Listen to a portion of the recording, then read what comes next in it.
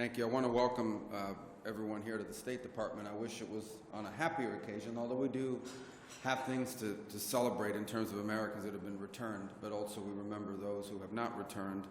I want to open, first of all, just by stating the obvious. The United States is currently engaged in an operation targeting one of the world's leading hostage taker, the world's leading sponsor of terrorism, the regime in Iran.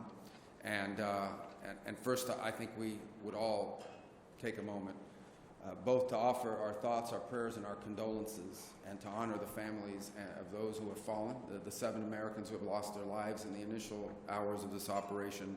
Incredibly brave Americans, and you saw 6 of them dignified return over the weekend, and we all are all in awe of their service, of their bravery, of their courage, and our hearts and our support extend out to their families in this very difficult moment, and the families of these incredible heroes.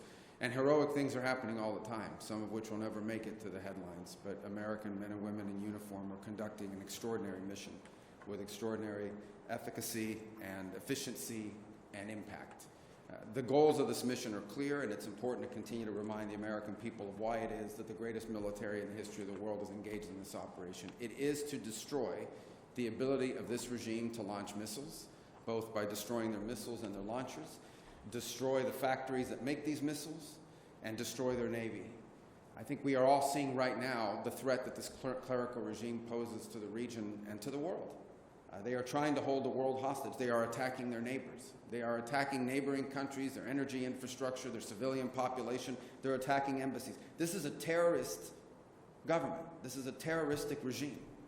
And we are seeing them conduct terrorism using nation-state elements, using weapons like missiles and one-way attack drones.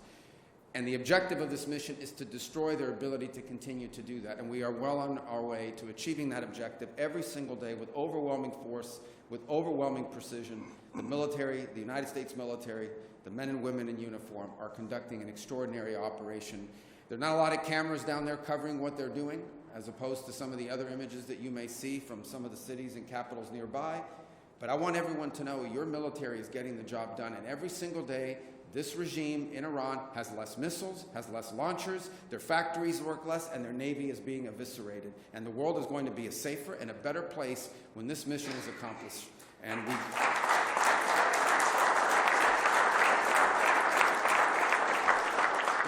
we are here today, obviously, on something that touches right on Iran, but I think, unfortunately, it's not just limited to Iran. And we're here on the 3rd U.S. Hostage and Wrongful Detainee Day, and it's a day that exists because families and loved ones refuse to let their loved ones be forgotten.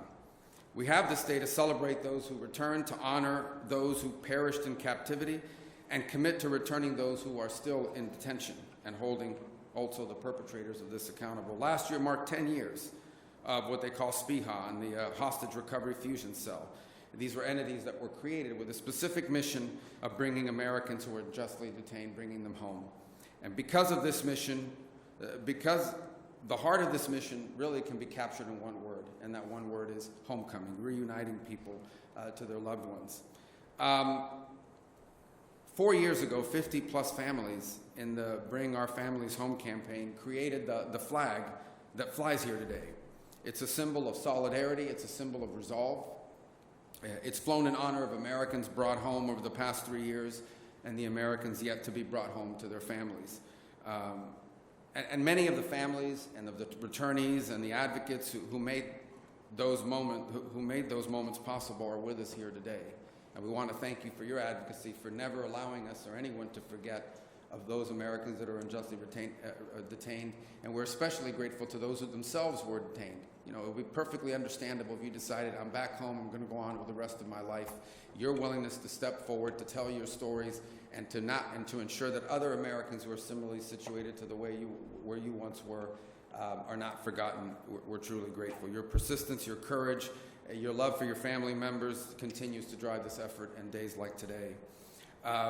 As was already pointed out, March 9th marks the day that Robert Levinson went missing in Iran, and actually it was in a case that I was also very involved in as a United States Senator, dating back to my very first day in the Senate. In fact, one of the first meetings I had, and to this I credit my former colleague, Senator Bill Nelson of Florida, introduced me to this case as soon as I got elected.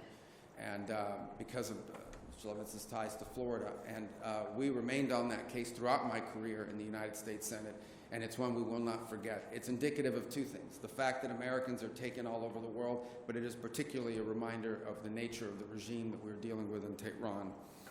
We're honored to have his sons here today, Dan and Doug, with us. Thank you for being here. We appreciate you very much.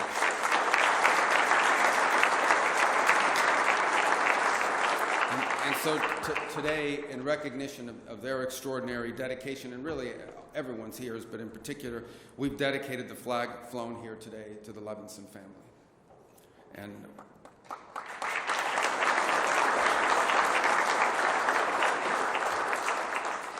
I think it's also important to give President Donald Trump a tremendous amount of credit. He has made, from the very first day in office, the return of Americans held abroad unjustly a priority of his administration. And since his inauguration, a little over a year ago, over 100 Americans have been brought home.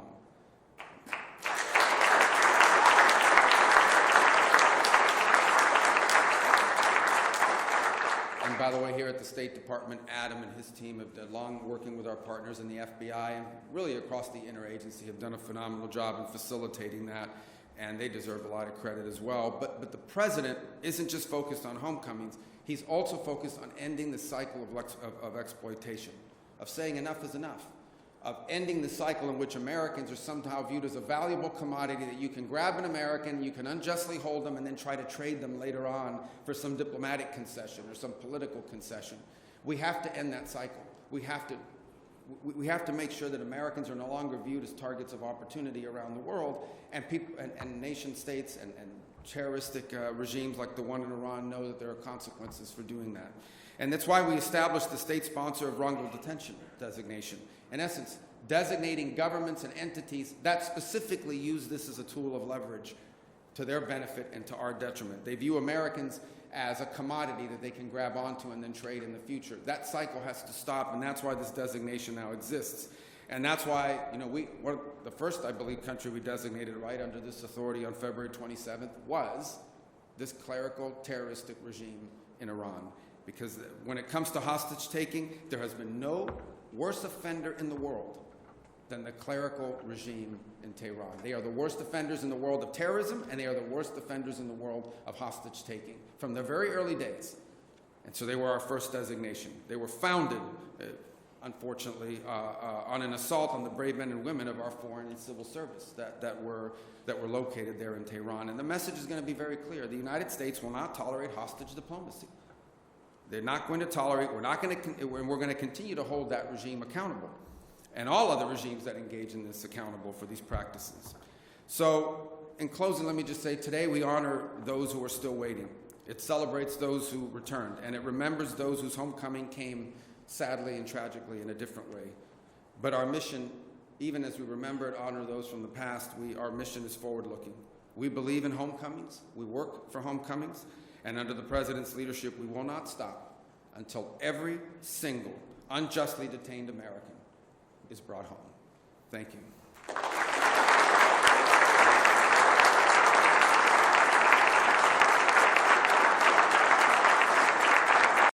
Support journalism you trust. Support PBS News. Donate now, or even better, start a monthly contribution today.